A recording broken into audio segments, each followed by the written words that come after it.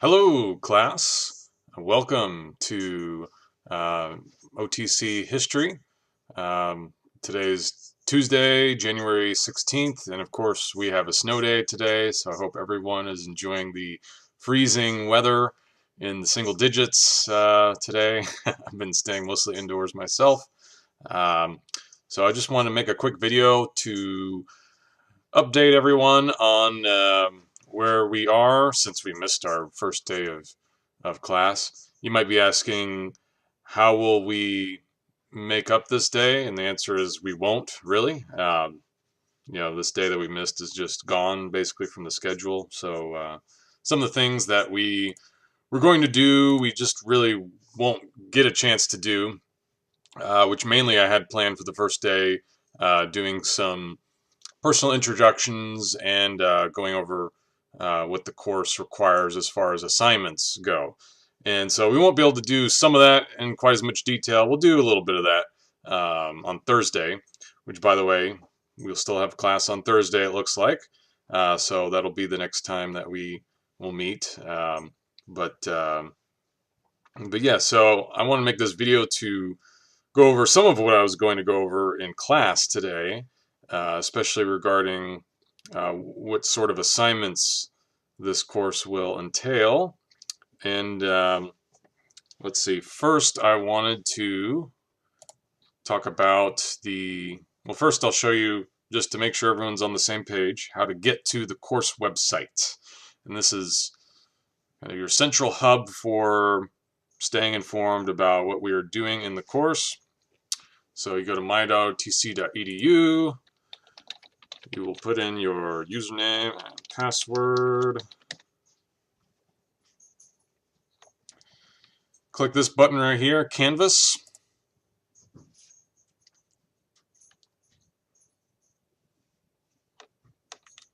And then you'll be one of these sections here. I'll just click on my History 120 section just as an example, but if you're in 130, you'll be one of these. Let's go to History 120. And I would recommend, if you haven't already, before Thursday, take a look at the syllabus. And under modules, I have the schedule in addition to some other things. But definitely take a look at the syllabus just to see what this course is going to entail. One of the things it'll entail is you'll need to do reading assignments in your textbook. Pretty much for most class periods, there will be a reading assignment, usually a chapter long. And this is what your textbook is. If you're History 120, this is what your textbook is, I should say. It's the volume 1 of this Understanding the American Promise. Actually, I can show you what that looks like. Looks like this. All right. It's the 3rd edition, very important. And it's the volume 1, very important. Now, if you're in History 130, your book will look like this. Volume 2. All right, so make sure you get the right one. And you will need to do, regular readings outside of class from one of those textbooks in order to be prepared for class, in order to have some context of what's going on. Because in class, I'm going to go a little more in depth into some things, and I'll have some daily, what I call bellwork assignments that plunge a little bit more in depth into some topics. And it might not make a whole lot of sense unless you have a grounding of the background, some knowledge already that will ground you and establish a basis for understanding these topics in more depth. So and plus it'll help you for the unit exams, provide a good foundation for that. So you will need to be doing these regular reading assignments. If you want to see what when certain assignments, when you need to read them by, here's the schedule. So for example, reading assignment due, this is outside of class, is what we're talking about right here. So for example, a week from today, you need to have read chapter 1 in the textbook, and that's if you're History 120. If it's History 130, it's chapter 17 is where that textbook starts, I think, or chapter. I think it's chapter 17. Let me double check here. Forget if they changed it or not. Chapter 16. Chapter 16 on Reconstruction. That's where you'll need to have read that if you're in History 130 by, before class, 1 week from today, and then on and on. But so this is the History 120 schedule, just as an example that you can see here. And, so reading assignments, this is talking about outside of class stuff that you need to have read, right? And then if there's written homework due, this would be outside of class written homework, which really there isn't that much. There's a couple of assignments that I'll get to in a second, but there really isn't a whole lot of work outside of class that you'll need to do on a regular basis, aside from reading the chapters in the textbook. Now, as far as in-class activities, there will be, of course, lessons that I will give, and then also some what I call bell works.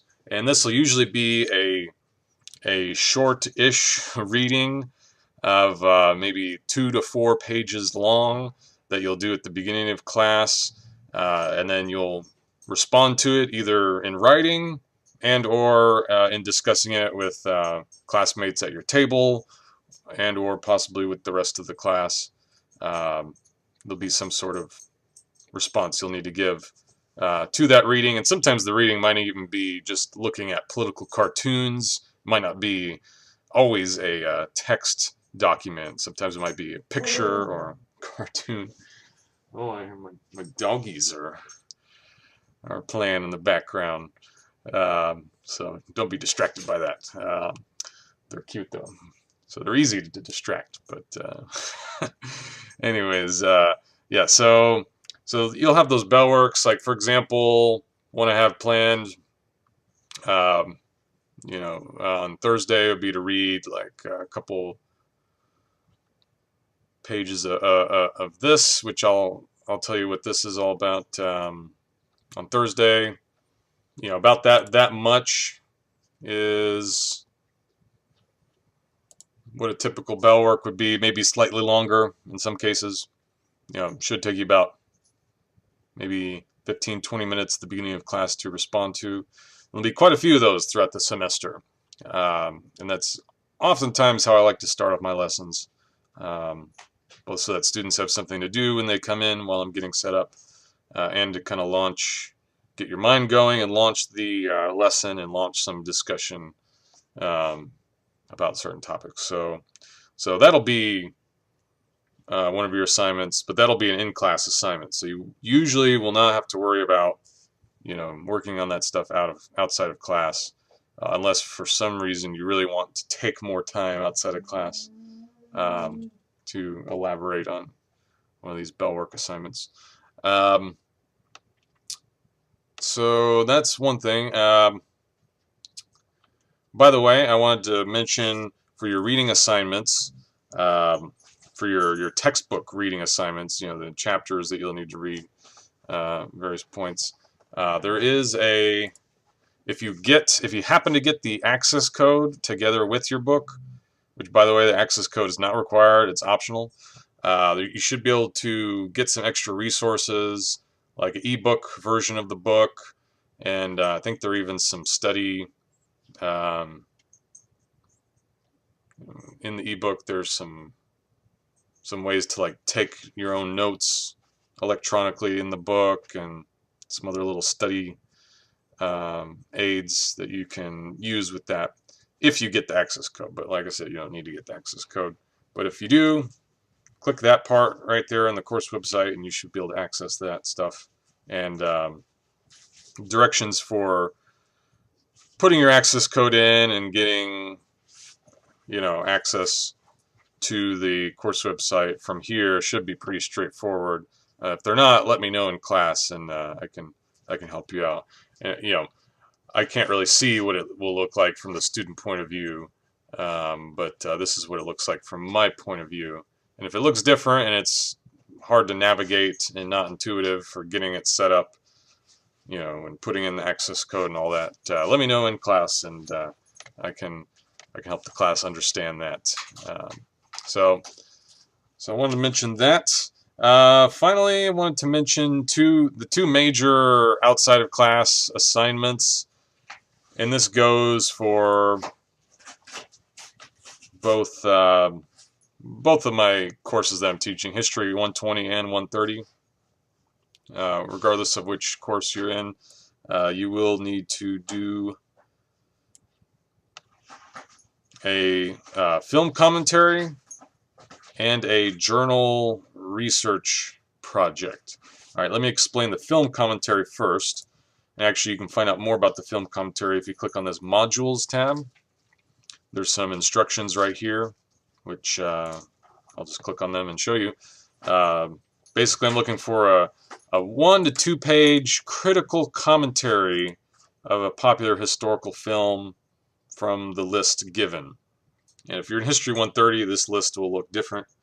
And by the way, if you want to use a film that's not on the list, let me know beforehand, and it'll probably work, but just run it by me, and I can double check and see if it would be suitable film. These I know for sure are ones you can use for History 120, and I've got a whole other list for History 130 that I know will work. And by critical commentary, I mean I want you to respond to questions like what sort of message is this film trying to convey, and how historically accurate do you think it is? All right, so I'm not so much interested in what you think of the film as a film, whether it's a good film or not in terms of style or how interesting it is or whatnot. It's not really a film review that I'm looking for. It's a question of, what does this film have to say about this historical topic? How does it change our understanding of this topic? Is it inaccurate or biased in any way? Did it leave anything out that it should have included? Is it misleading? That sort of, I want you to give some historical criticism of the film. Not so much stylistic criticism, but historical criticism. Either it could be negative criticism, or it could be praise if you think it got certain specific things correct about its topic. So that's the film commentary, and really that's not due until the very end of the course, or towards the end of the course, but be thinking about it, have a plan for what you want to do. You need to do film commentary on at least one film, right? And if you want to do a film commentary on an additional film, that will be worth basically 3% extra credit for your final grade. So that's that. The other main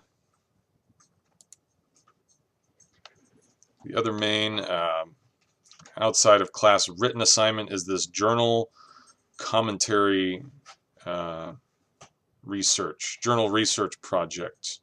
All right, and this kind of takes the place of what I would typically have in my history courses, which would be a full-fledged research paper project where you gather together and investigate 3 or 4 different sources and come up with your own argument or interpretation about how an historical event happened, or why an historical event happened, or what the significance of a historical event was. So usually I would be asking you to come up with your own argument and support it with regards to how to interpret a certain historical topic, or how to describe a certain historical event. But here I'm not so much going to be asking for students to come up with their own argument. I've discovered that I think students need more practice in simply assessing the arguments of others, and in particular, students tend to shy away from wanting to use academic journals as sources. So for this semester, I'm focusing the research paper assignment more closely towards the idea of having students, requiring them to use academic research journals in particular for their sources, which might sound more difficult, but on the other hand, the requirements for students as far as what they will need to contribute are a little bit less. It's a little bit less ambitious of an assignment because first of all, I'm asking for about 3 pages of writing as opposed to 4 or 5 normally.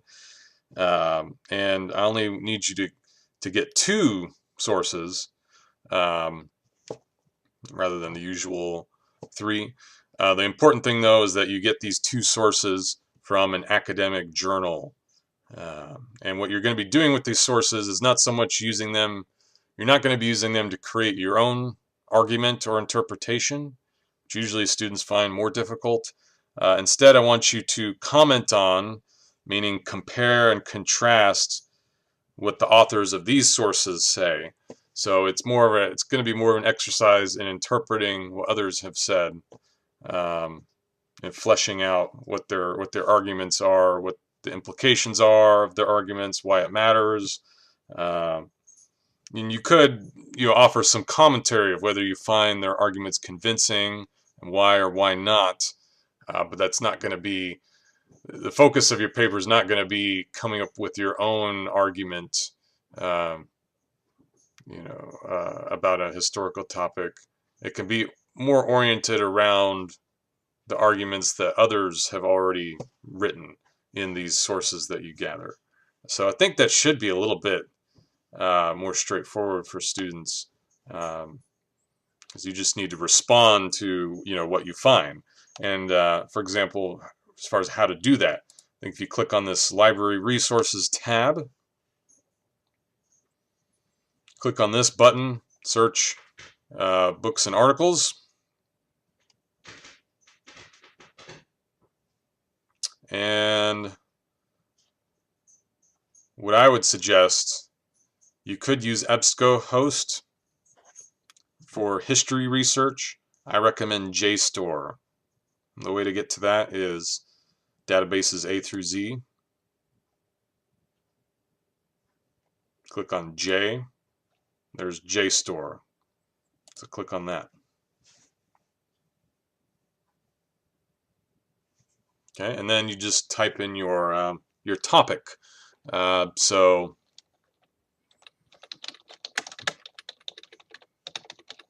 let's try the Battle of Gettysburg. See what comes up. Okay, so we've got one right here. We've got some of these entries that you'll find are book review articles. All right, that's not something I want you to use where they're just reviewing a book that's come out. I want you to find something that's an actual article.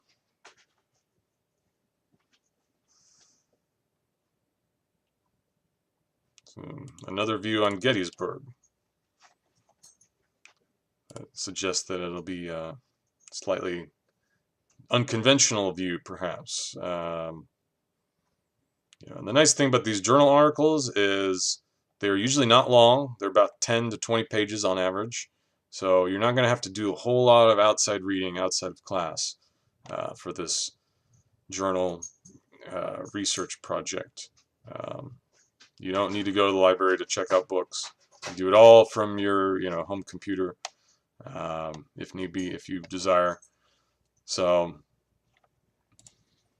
you could find 2 articles on the Battle of Gettysburg and compare and contrast how those articles interpret the Battle of Gettysburg. Why it played out the way it did. They might have differing arguments about that, or they might focus on different things, even if they don't directly disagree with each other. They might accentuate or emphasize different things.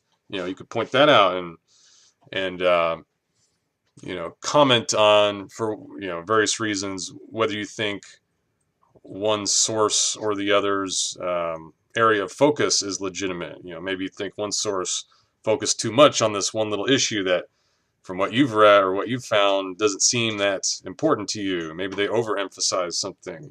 That's kind of what I'm looking for with the commentary. on these secondary sources.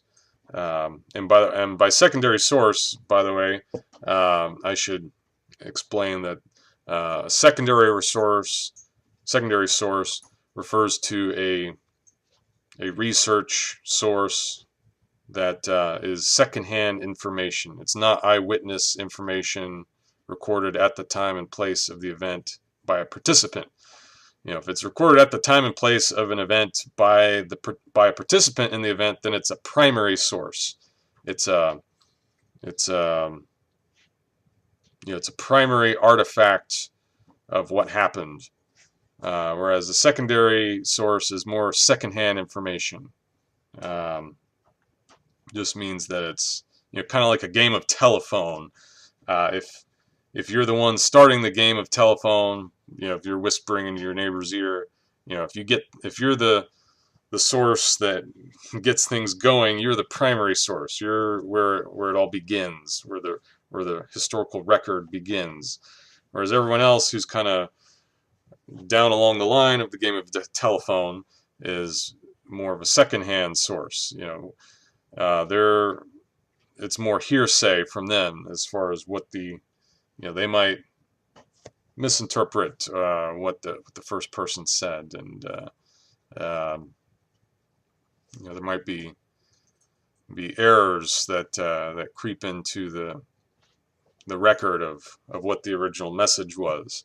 Now, on the other hand, so you might say, well, secondary sources are clearly inferior to primary sources, right? Well, the thing with secondary sources is they also, on the other hand, offer the benefit of hindsight, the benefit of being able to view the whole context, because if you're a participant writing about an event at the time that it's happening, or taking a picture of an event, or making some sort of artifact or some sort of record of what's going on, you don't really know necessarily what to focus on, what is going to end up being important.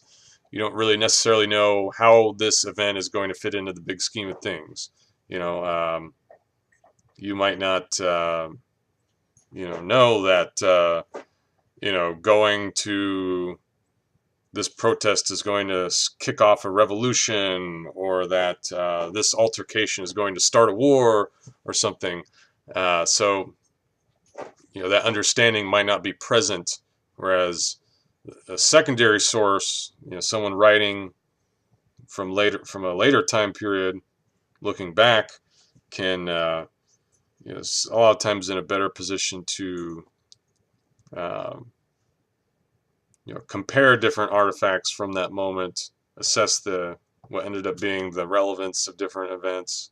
Can generally cobble together a better understanding of that moment, more well-rounded understanding of that moment, as long as they interpret the primary sources that they're relying on in a fair and unbiased manner. So there's a place for both primary and secondary sources in understanding history. Your textbook is a secondary source.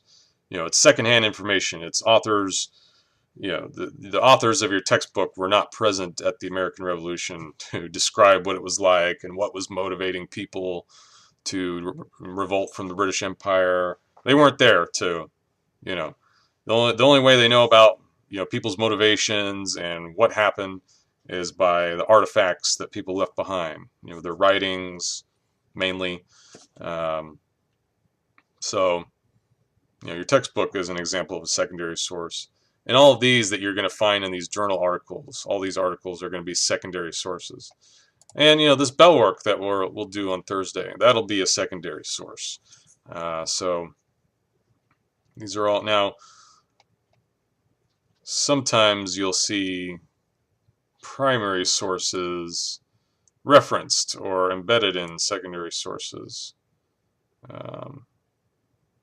If there's like a woodcut or a picture or a painting from the time period that was made at the time period, to depict an event, that would be a primary source. That's an eyewitness, presumably, let's just assume that this picture were painted at the time. This would be an eyewitness recording what they saw, putting it down. That would count as a primary source in that case. So that's primary and secondary sources. And basically for your journal research commentary, you're going to need to find 2 secondary sources that will have to be academic journal articles, meaning basically that you find them either through JSTOR or EBSCOhost. That's a simple way of thinking about it. So you're not gonna find these articles on Google. You're just not. These belong to academic journals. Usually, if you didn't belong to an academic institution like OTC, you would have to pay to read each article. Usually, like $15 or $20. By being a student at OTC, you get access to these journal databases for free, which is a great resource, really. Usually we don't realize what a great resource this is,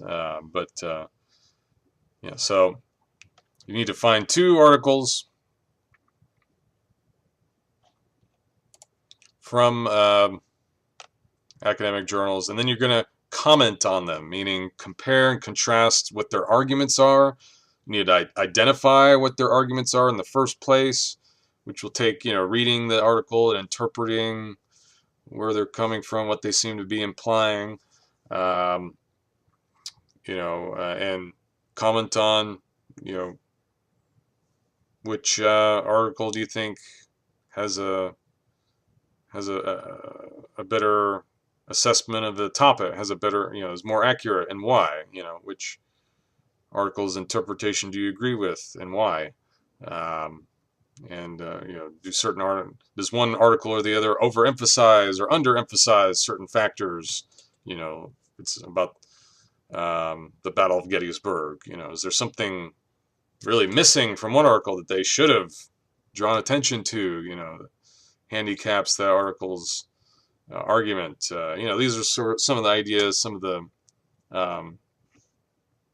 the factors that you should consider in writing your commentary. And that commentary itself, your paper basically will need to be about 3 pages long. So a little shorter than I usually do it.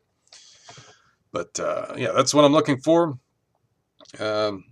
So that's pretty much the main assignments. Of course, there'll be in-class exams for each 4 chapters or so, these unit exams, and there'll be a final exam.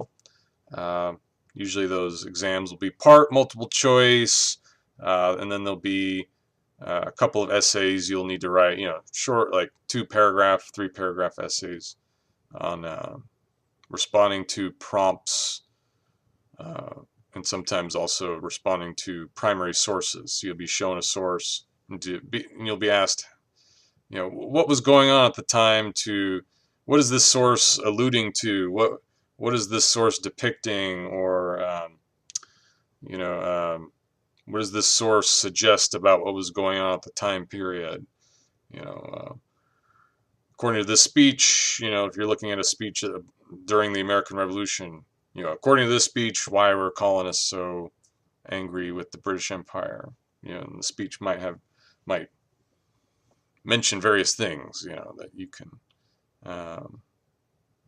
can point out, and so it'll be something like that'll be part of each unit exam and final exam, in addition to the multiple choice part.